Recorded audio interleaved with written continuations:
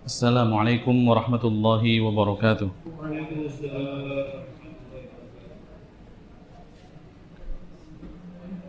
Innal hamdalillah nahmaduhu wa nasta'inuhu wa nastaghfiruh. Na'udzu billahi min shururi anfusina wa min sayyiati a'malina.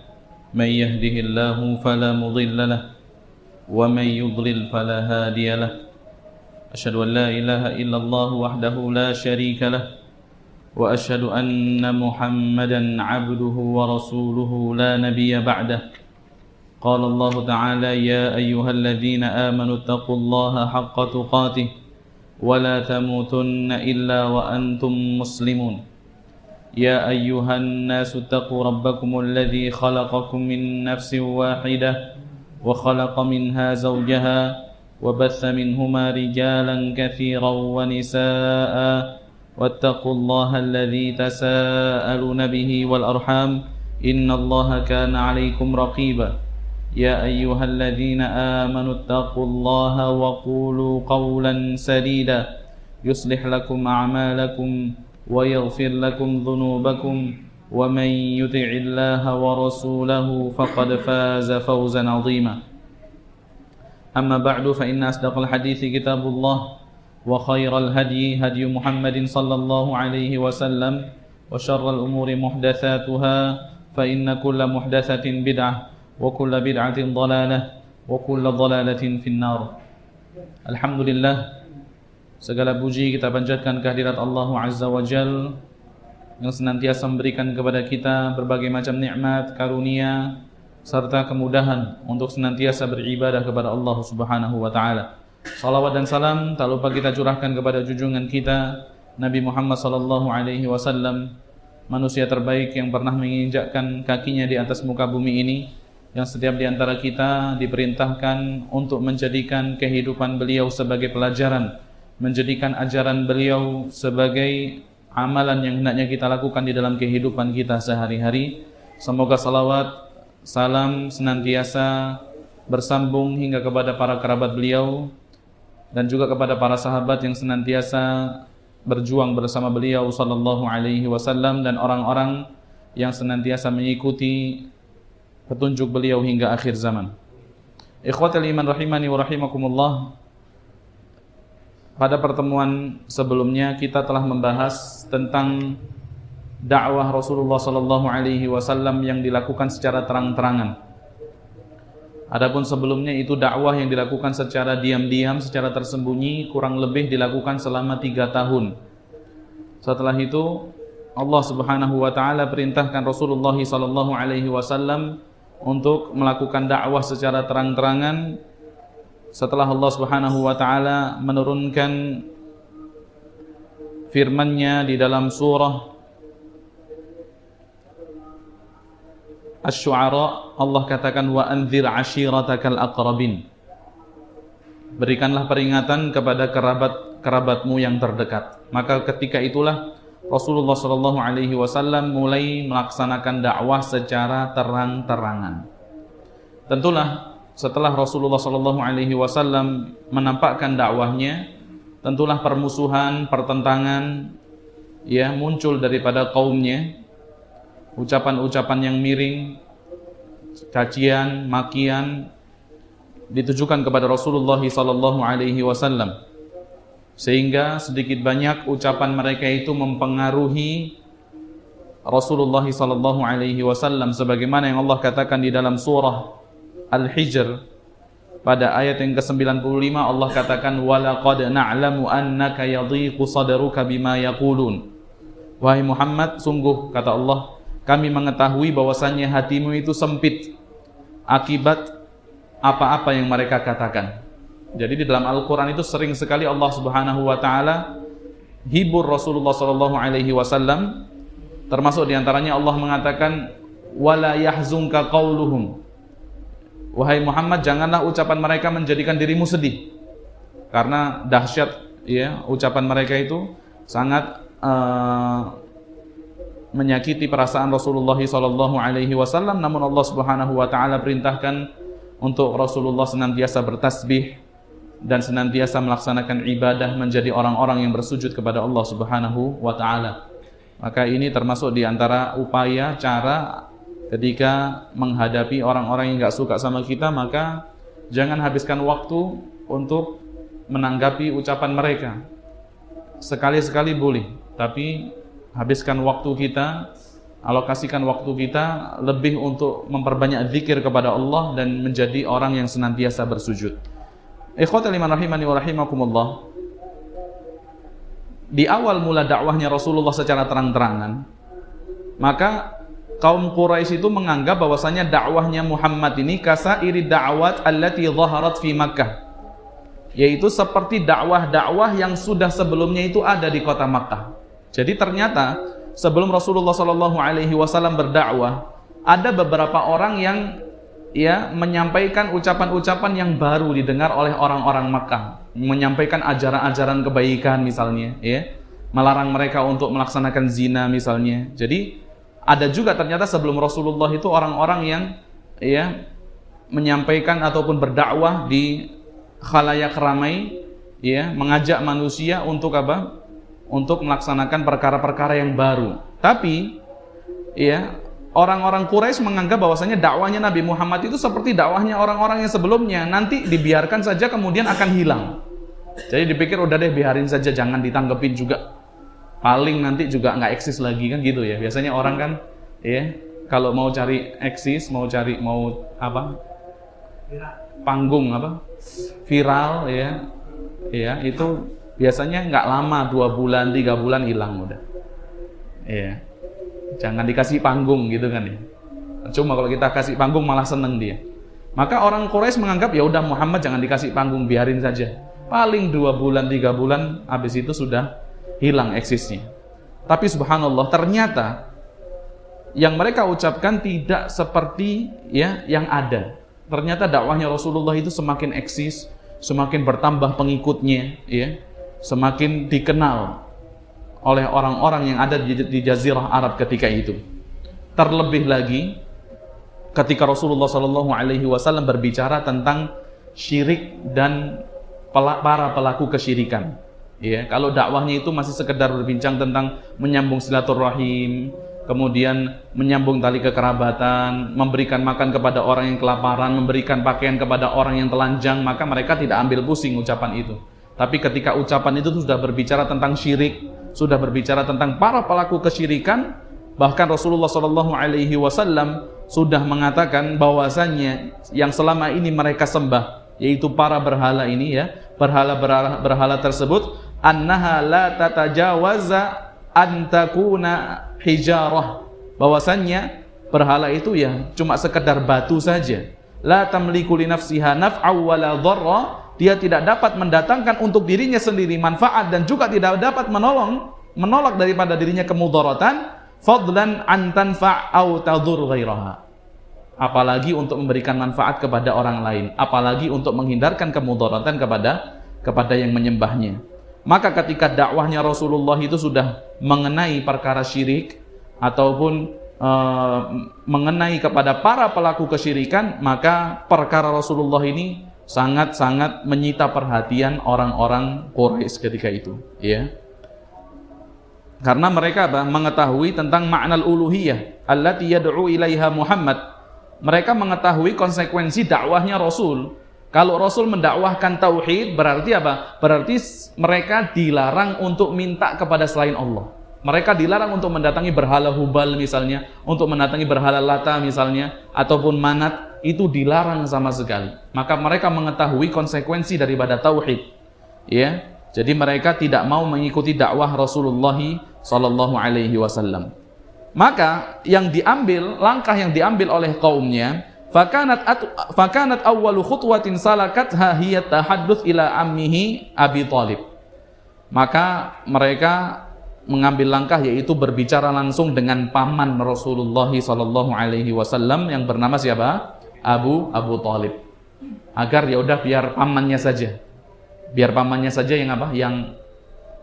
yang melarang Muhammad ini untuk ngomong tentang syirik, untuk mengajak orang bertauhid, Terlebih lagi ketika Rasulullah SAW sudah menyatakan bahwasannya yang selama ini mereka anut bahkan yang dianut oleh orang tua mereka, yaitu menyembah berhala, maka ini adalah perbuatan ya yang mengandung kesesatan. Ini sangat menyakiti hati mereka. Maka mereka memerintahkan Abu Thalib untuk berbicara kepada Rasulullah SAW. Ini terjadi pada tahun ke-4. Jadi sudah setahun Rasul dakwah secara terang-terangan, baru kemudian mereka mendatangi paman Rasulullah SAW yang bernama Abu Thalib, ibn Abdul Muttalib. Ya. Falamma fa'ala dzalika a'dhamuhu wa nakaruhu wa ajma'u khilafahu wa adawatahu illa man 'asamahu Allah taala minhum bil Islam. Nih, ketika Rasulullah sudah mendakwahkan tauhid, maka mereka kemudian menganggap perkara Rasul ini adalah perkara yang besar. Mereka mulai mengingkari Rasul, wa ajma'u khilafahu wa adawatahu, dan mereka mulai mengumpulkan ya permusuhan mereka untuk memusuhi Rasulullah SAW, illa man asamahullahu ta'ala minhum bil Islam, kecuali segelintir orang yang Allah Subhanahu wa ta'ala ya selamatkan dengan mendapatkan cahaya hidayah berupa Islam. Jadi dari dulu itu Pak sampai sekarang itu, kalau yang baik itu biasanya sedikit ya. Dari dulu sampai sekarang itu yang baik-baik itu memang sedikit. Kalau kita buka di Al-Quran coba, kebanyakan itu yang sesat, kebanyakan itu yang la yaqilun, ya, la yu'minun, tidak beriman, tidak mau berpikir. Tapi yang sedikit itu justru yang baik. Ya, maka jangan sampai kita itu terpengaruh dengan sedikitnya orang yang mengikuti kebenaran kemudian kita tinggalkan kebenaran. Tidak, mau sedikit mau banyak, kalau kita tahu itu adalah kebenaran, maka hendaknya kita mengikuti kebenaran tersebut. Mau sedikit atau mau banyak para pengikut kesesatan, kalau kita tahu itu adalah perkara kesesatan, maka dilarang kita mengikuti perkara tersebut. Ya, jadi para salaf dahulu mengatakan jangan sampai kita itu sampai terpukau dengan jumlah orang-orang yang tersesat, dengan banyaknya jumlah orang-orang yang tersesat, sehingga kita ikut tersesat bersama mereka. Ini dikatakan apa? Illa man asamahullahu ta'ala minhum bil Islam, kecuali sedikit sekali orang yang mendapatkan cahaya petunjuk Islam kemudian menjadi pelindung Rasulullah SAW. Maka mereka datangi Abu Thalib, minta agar Abu Thalib mencegah Rasulullah SAW atau menyudahi ya, mencela sesembahan-sesembahan mereka ataupun menyalah-nyalahkan kakek moyang mereka yang menyembah berhala, menyembah selain Allah Subhanahu wa taala. Ya, mereka datang kepada Abu Thalib kemudian mengatakan, "Ya Abu Thalib, wahai Abu Thalib, inna ibna akhika qad sabba alihatana." Sesungguhnya putra daripada saudaramu telah mencaci sesembahan-sesembahan kami, wa abadinana, dan telah ya menjelek-jelekan agama kami, wa dhallala abaana, dan telah menyesatkan orang tua kami. Fa imma an takufahu, dikasih dua pilihan, ya wahai Abu Thalib, terserah engkau mana yang kau pilih, yaitu fa imma an takufahu, yang pertama, kamu sendiri yang memberhentikan dia, kamu sendiri yang mencegah dia untuk melaksanakan apa yang telah dia laksanakan, wa imma an tukhalli bainana wa bainahu, atau opsi yang kedua, kamu biarkan kami untuk apa? Untuk mencegah dia melakukan apa yang selama ini dia lakukan. Jadi mereka ibaratnya itu minta izin dulu kepada Abu Thalib. Kalau kamu izinkan, kami sendiri yang akan mencegah Rasulullah, mencegah Muhammad ini daripada mencaci orang tua kami, mencaci berhala kami. Kalau kamu mau, kamu silahkan kamu cegah dia agar tidak mencaci agama kami. Tapi opsi yang kedua, kamu biarkan kami ya, agar kami mencegah dia daripada apa yang selama ini ia lakukan. Fa innaka ala mithli ma nahnu alaihi min khilafihi fanakfikahu. Kata mereka, sesungguhnya wahai Abu Thalib, ya wahai Abu Thalib, engkau itu seperti kami. Maknanya apa? Engkau itu menganut agama ya yang sebagaimana kami anut. Engkau tidak menganut agama sebagaimana yang dibawa oleh keponakanmu. Ya. Maka fanakfikahu, kami akan memberikan engkau kecukupan darinya. Maksudnya udah kamu nggak usah pikiran sama keponakanmu, kami aja yang akan ngurusin. Maka kemudian faqala lahum Abu Thalib qawlan raqiqan wa raddahum raddan jamilan fansarafu anhu. Maka kemudian Abu Thalib mengucapkan ucapan yang lemah lembut kepada kaumnya, waraddahum raddan jamila. Abu Thalib menolak mereka dengan penolakan yang indah, ya, yang halus lah seperti itu. Fansarafu anhu, kemudian mereka pergi meninggalkan Abu Thalib. Ya. Maka kita dapat mengambil pelajaran daripada bab ini, yaitu yang pertama, anna Quraisyan fil bidayah, bahwasanya di awal mula dakwahnya Rasulullah sallallahu alaihi wasallam, kaum Quraisy ini tidak mengambil ataupun tidak walam tata'arrad lahu, ya, mereka tidak ambil pusing lah dakwahnya Rasulullah sallallahu alaihi wasallam. Pertama kali Rasul dakwah diam-diam dibiarkan. Setahun pertama Rasul dakwah secara terang-terangan dibiarkan.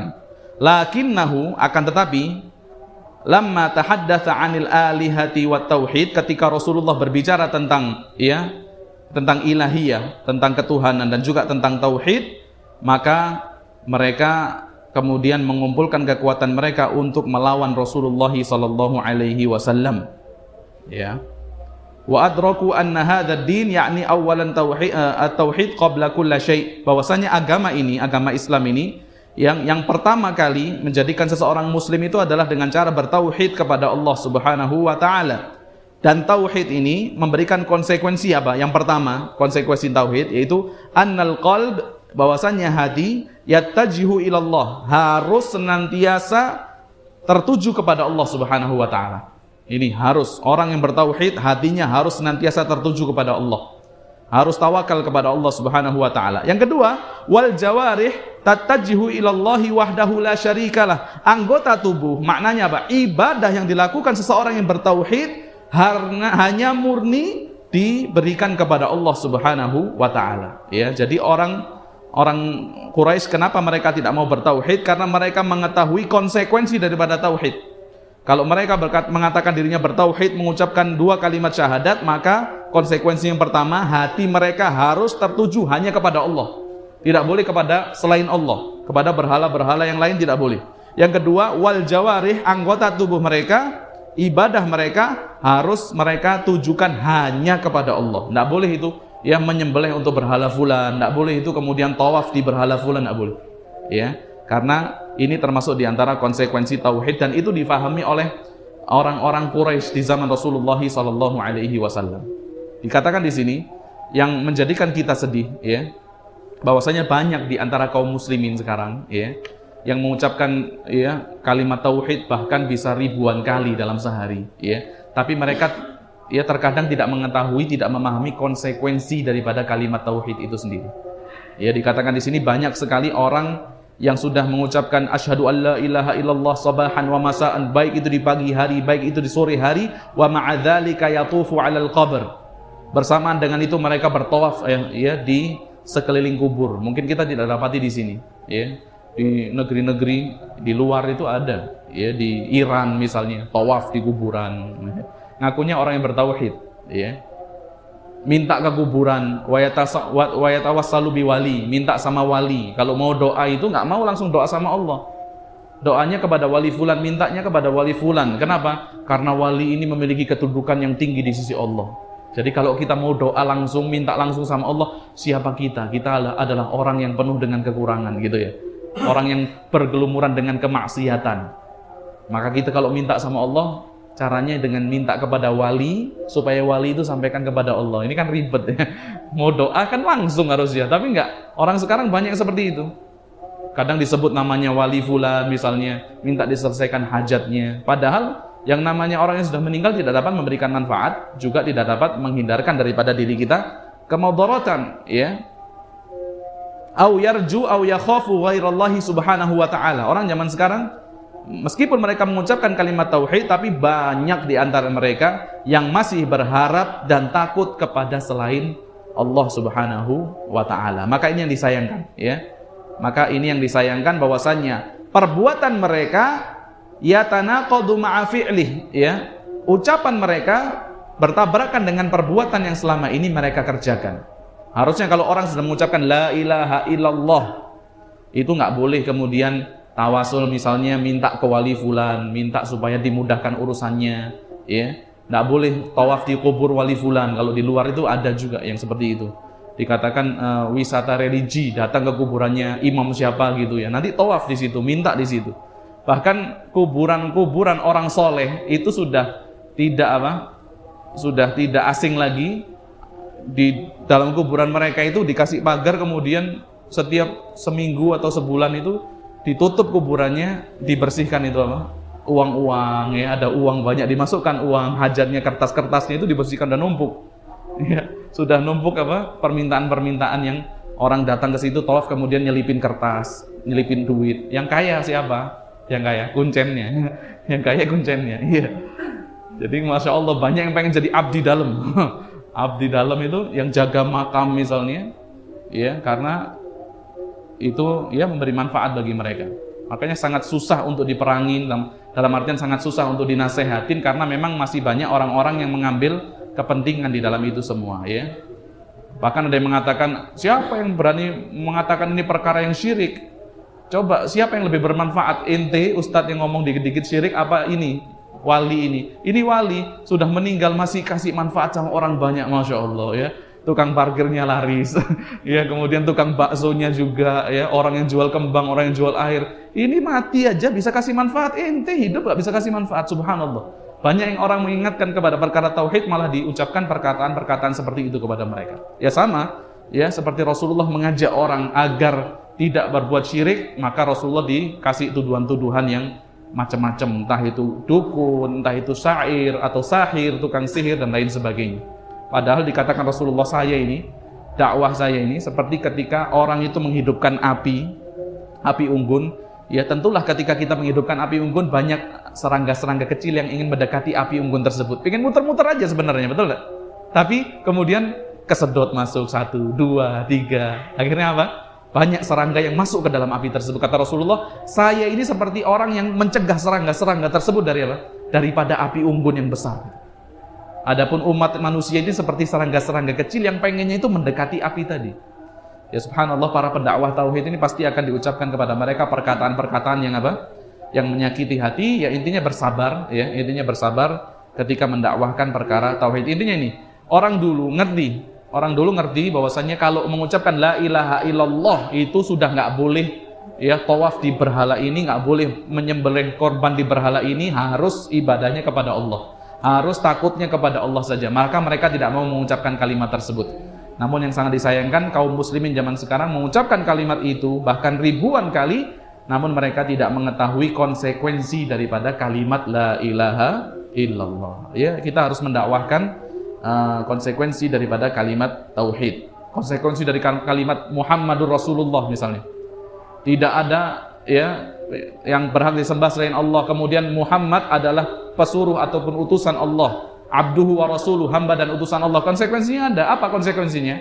Yaitu ta'atuhu fima amar, taat terhadap segala sesuatu yang diperintahkan Rasulullah. Jadi konsekuensi tauhid kalimat syahadat Muhammadur Rasulullah. Kemudian apa? Wajtinabu ma naha anhu wa zajar, meninggalkan segala sesuatu yang dilarang Rasulullah. Yang ketiga apa? Tasdiquhu fima akhbar, membenarkan segala sesuatu yang diucapkan Rasulullah. Kalau itu datang kepada kita lewat jalur yang sahih, maka kita benarkan semua. Kemudian yang keempat, wa alla yu'badallah illa bima syara', tidak beribadah kepada Allah kecuali seperti yang dicontohkan Rasulullah. Ini hakikat ataupun konsekuensi daripada Muhammadur Rasulullah. Yang pertama apa tadi, Pak? Menaati perintah Rasulullah. Yang kedua, membenarkan ucapan Yang kedua, membenarkan ucapan Rasulullah. Yang ketiga, menjauhi segala larangan Rasul. Ya. Yang keempat, tidak beribadah kepada Allah kecuali seperti yang diajarkan ataupun melalui syariat Rasulullah sallallahu alaihi wasallam. Jadi banyak orang yang mengucapkan wa asyhadu anna Muhammadur Rasulullah, tapi ketika dihadapkan dengan perintah Allah, perintah Rasul, mereka berpaling. Ini aneh ya, perlawanan ya, yang diucapkan dengan yang dilaksanakan. Mengucapkan Muhammadur Rasulullah wa asyhadu anna Muhammadan abduhu wa rasuluh. Bahkan kadang ditambahkan Nabiul Mustafa, ya kan gitu ya. Habibul Mustafa Muhammad sallallahu alaihi wasallam ngakunya taat kepada Rasul, tapi ketika dihadapkan dengan larangan, diterjang larangan tersebut. Ini kan aneh. ngakunya Muhammadur Rasulullah, melafadzkan Muhammadur Rasulullah, tapi ketika dihadapkan dengan berita yang sahih yang disandarkan kepada Rasulullah SAW, dia tidak membenarkan berita tersebut. Ya, contohnya apa? Berita apa? Ini yang sudah pernah kita bahas, berita ini pembelahan dada Rasul. Ini banyak orang yang nggak percaya dengan pembelahan dada Rasul. Masa masuk akal sih, zaman dulu belum ada dokter, orang bisa dibelah nggak mati gitu. Padahal ini sudah jelas datang kepada kita ya dengan jalur yang sahih, maka tidak ada lagi celah bagi kita kecuali berserah diri dengan kabar tersebut, membenarkan segala sesuatu yang datang kepada kita. Meskipun tidak sesuai dengan apa? Akal kita. Masa sih anak umur 4 tahun, Rasul ketika itu 4 tahun, masa sih kemudian dibelah dadanya, dikeluarkan jantungnya, dicuci, kok nggak mati, nggak masuk akal. Mungkin ini hanya sebatas apa? Sebatas kinayah saja. Allah ingin membersihkan dada Rasul, tapi dikasih cerita-cerita seperti itu. Kan ada yang mengatakan seperti itu. Ada yang mengatakan, enggak, saya nggak percaya, nggak masuk akal. Agama ini adalah sesuatu yang rasional, kan gitu. Padahal kalau akal kita tidak bisa, ya, mencerna dalam artian tidak bisa mendapati, tidak bisa kemudian memahami sesuatu yang ada di dalam syariat, maka jangan kita kemudian membatalkan syariat tersebut, tapi harus akal kita tunduk kepada syariat tersebut ya. Jadi ibaratnya agama ini yang nggak semuanya apa dengan akal rasional enggak ya. Bahkan Ibnu Taimiyah rahimahullah mengatakan orang itu dapat melihat objek yang ada di depannya itu karena 2 cahaya, Pak. Saya ulangi ya, orang dapat melihat objek yang ada di depan matanya itu karena ada 2 cahaya. Yang pertama cahaya apa? Yang dinamakan dengan nuru ain, cahaya mata, atau istilah kita retina. Kalau retina kita sehat, insya Allah kita bisa melihat objek yang ada di depan kita. Yang kedua, cahaya yang pertama ini nggak bisa kalau tanpa cahaya yang kedua. Cahaya yang kedua apa? Yaitu cahaya yang ada di sekitar kita. Jadi kita kalau mau melihat objek yang ada di depan kita itu harus membutuhkan 2 cahaya. Seperti itu juga, kita kalau mau kehidupan kita mendapatkan hidayah harus menggunakan 2 cahaya. Cahaya yang pertama cahaya apa? Akal, yang kedua cahaya apa? Syariat, risalah Rasulullah SAW. Akal itu tadi seperti retina. Retina itu tidak akan dapat melihat kecuali dengan cahaya yang ada di sekitarnya. Maka seperti itu juga akal kita itu tidak dapat mendapat petunjuk Allah kecuali dengan kita mengikuti syamsur risalah ya, cahaya risalah yang dibawa Rasulullah SAW. Kemudian pelajaran yang kedua, malladzi dafa'a hadzal jama' min Quraisy ila rafdi da'wah Muhammad. Apa yang menjadikan orang Quraisy itu menolak dakwah Rasulullah SAW? Jawabannya, Pak, karena Allah Subhanahu wa taala mengatakan dalam Al-Qur'an, orang-orang Quraisy itu mengatakan, inna wajadna aba'ana ala ummah wa inna ala atharihim muhtadun. Karena mereka mendapati orang tua mereka melakukan itu, maka mereka akan mencontoh orang tua mereka. Jadi satu-satunya perkara yang menjadikan Quraisy ini menolak dakwah Rasul, diantaranya apa? Yaitu karena mereka meyakini kebenaran yang ada pada orang tua mereka. Ya, jadi nggak siap mereka kalau orang tuanya disesatkan, itu nggak siap. Kalau orang tuanya mengamalkan perbuatan yang salah itu mereka tidak siap menyadari dan meyakini perkara tersebut, maka mereka senantiasa membenarkan orang tua mereka. Subhanallah, ini terjadi juga zaman sekarang. Ada beberapa asatidz yang berdakwah di daerah, misalnya di Aceh atau di mana ya, kemudian digerebek lah sama orang yang ngakunya apalah pokoknya ya, itu pengajiannya dibubarin gitu ya. Subhanallah, ada satu cuplikan daripada video di antara orang yang orasi ya, di antara orang yang menolak dakwah ya salaf tersebut, ada yang mengatakan, apa dia salah-salahkan orang tua kita tuh, salahkan ajaran orang tua kita. Subhanallah, ucapannya percis seperti firman Allah Subhanahu wa taala di dalam Al-Qur'an ini. Ya. Qalu inna wajadna aba'ana ala ummah. Mereka mengatakan orang tua kita sudah melakukan ini sudah dari dulu. Ya. Dan kami juga akan mengikuti jalan mereka, ya. Jadi yang menjadikan orang-orang Quraisy ini tidak mau mengikuti dakwah Rasul diantaranya adalah karena mereka membenarkan apa yang dibawa oleh orang tua mereka, padahal orang tua mereka berada di atas kesesatan. Ya, innahu taqlidul aba nih, bahwasanya ini adalah taklid yang menjadikan mereka tidak mau menerima dakwah Rasul adalah taklid, yaitu mengikuti orang tua mereka. Wa hadhihi mushkilatun kabiratun, bahwasanya ini adalah muskilah, adalah permasalahan yang besar sampai zaman sekarang ini. Ya, sampai zaman kita saat ini. Yaitu banyak seseorang yang ketika dihadapkan dengan adat istiadat, ya, maka mereka mengedepankan adat istiadat mereka ketimbang syariat yang datang dari Rasulullah sallallahu alaihi wasallam.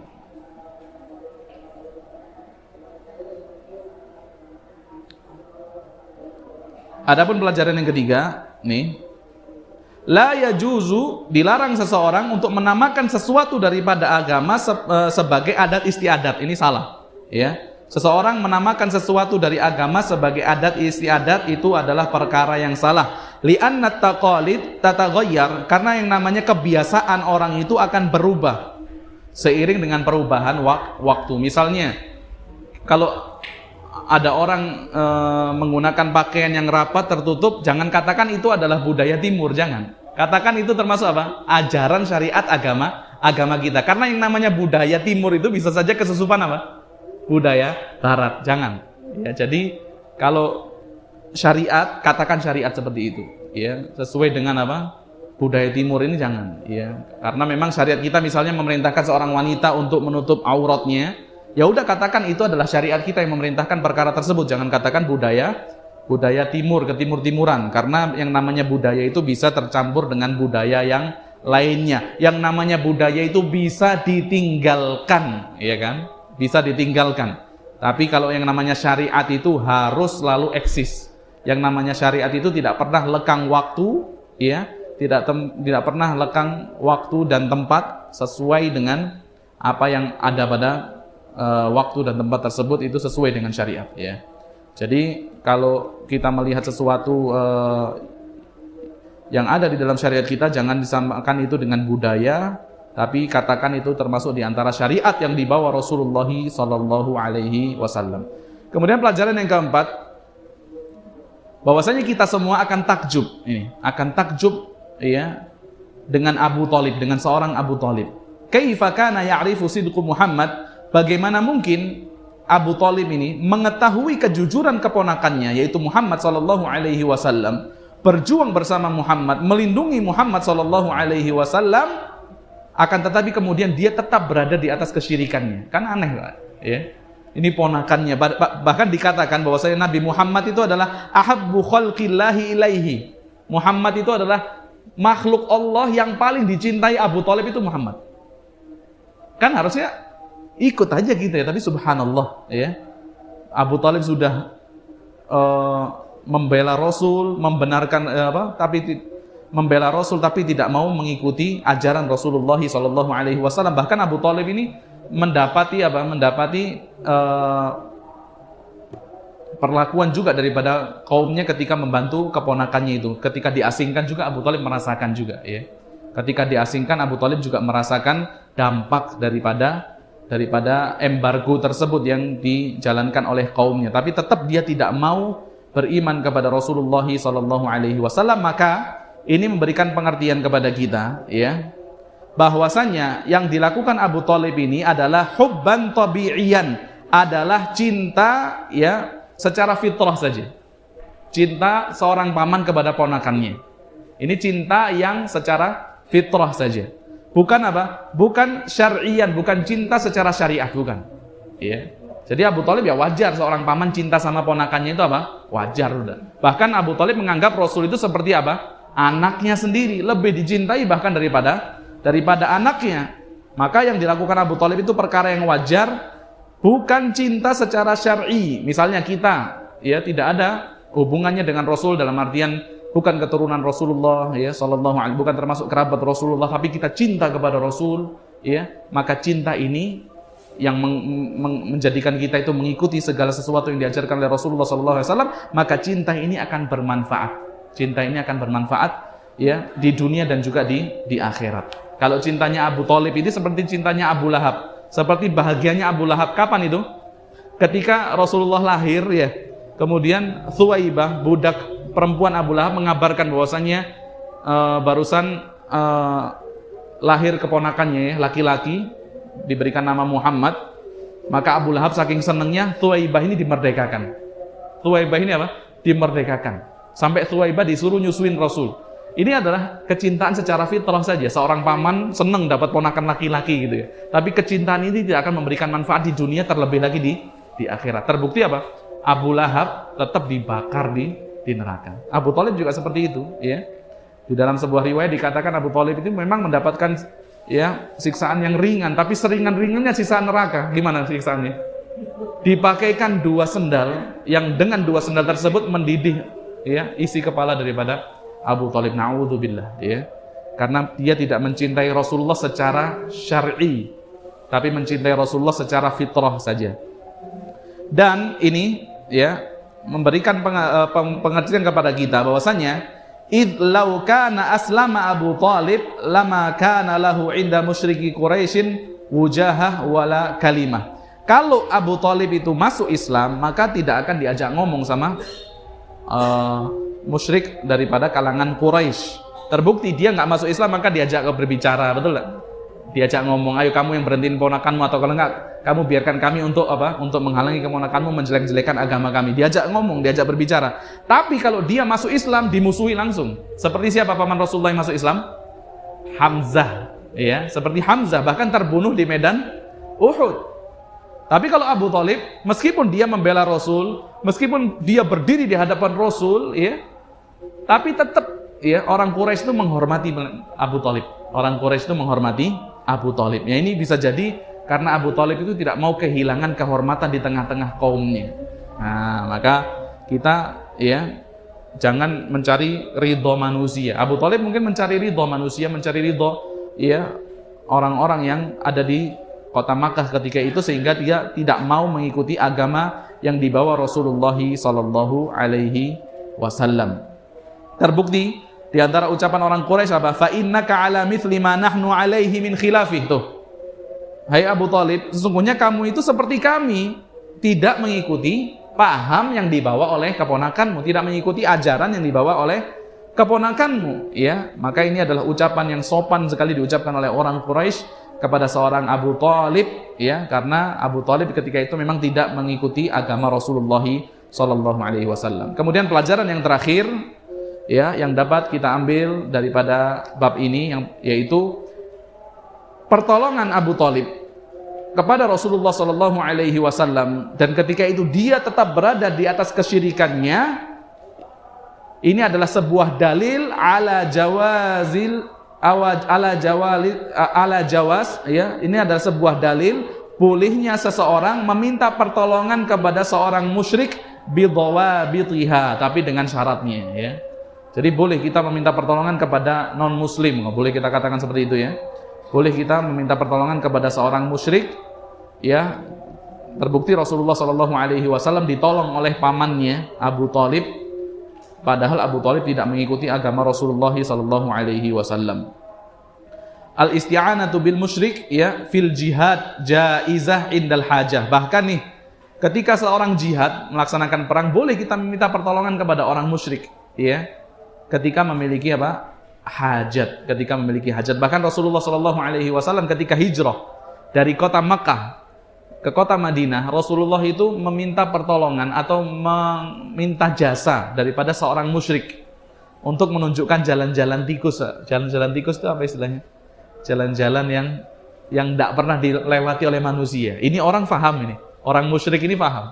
Maka dibayar ya, dibeli jasanya untuk menghantarkan perjalanan yang sangat bersejarah, yaitu perjalanan hijrahnya Rasulullah SAW dari Makkah menuju Madinah. Ini tidak masalah ya. Jadi kalau kita mau misalnya nih mau beli baju, kita lihat wah ini musyrik, nggak masalah kita beli baju di dia, ya. Kita pakai jasanya orang musyrik, nggak masalah. Misalnya mau bersihin AC di kamar kita, di rumah kita, dapat kontak ternyata orangnya non muslim, musyrik, wah nggak deh, nggak mau.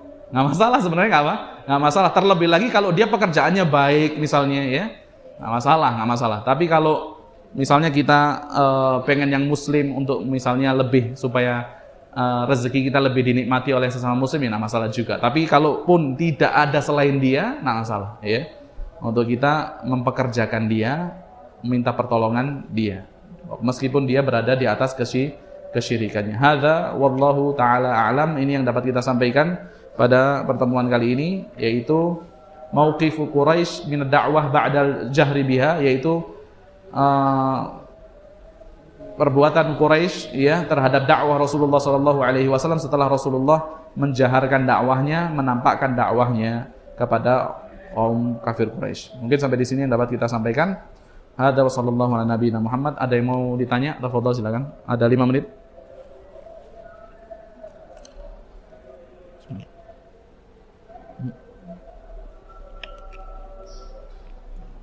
Monggo.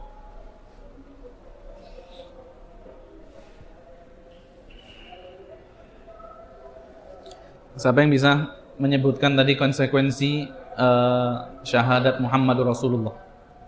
Ada 4 konsekuensi syahadat Muhammadur Rasulullah. Antum?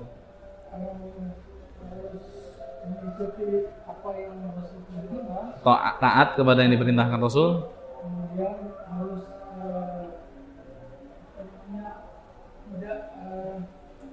meninggalkan apa yang Rasul meninggalkan yang dilarang. Tidak beribadah kecuali yang Iya, itu yang keempat. Yang ketiga, kemudian harus membenarkan apa yang tasdiquhu bima akhbarta, jazakallahu khair. Membenarkan yang dibawa Rasulullah sallallahu alaihi wasallam. Ada yang tanya? Balim. Ya.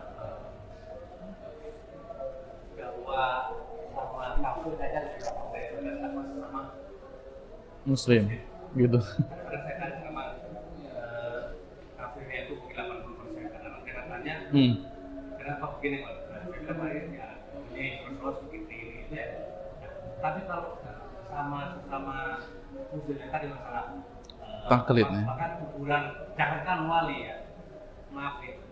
Yang disebut kiai aja bisa jadi dia dikeramatkan ya. Selamatkan. Ya.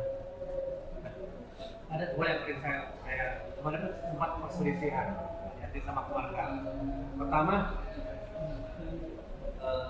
kalau Allah berkehendak gimana? Ya, nggak ada risalahnya, nggak ada perintahnya, ya tetap aja. Ya nanti tergantung Allah lah, pokoknya penting Allah. Orang paling ibadah. Yang kedua, yang penting ibadah itu tidak mengganggu orang, tidak menyakiti orang. Ya kadang-kadang susah. Iya. Benar ya, ada ya bahwasanya dakwah kepada orang kafir itu mungkin kadang lebih mudah dibanding dakwah kepada orang muslim. Dalam artian misalnya kita berdakwah kepada orang yang melakukan kesalahan tapi dia meyakini bahwasanya kesalahan itu adalah sebuah kebenaran. Ini yang susah mau dibenarkan ya.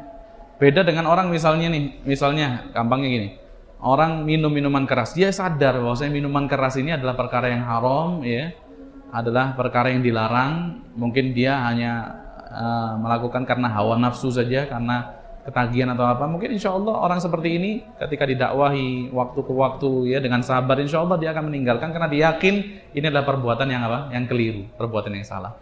Tapi beda dengan orang yang misalnya itu tadi dengan meyakini satu waktu-waktu tertentu dia datang misalnya ke kuburan, minta kalau dia meyakini waktu itu nanti akan diijabah permintaannya, misalnya gitu. Maka dia terkadang susah untuk menerima dakwah kita. Kenapa? Karena dia meyakini yang dilakukan ini adalah kebenaran.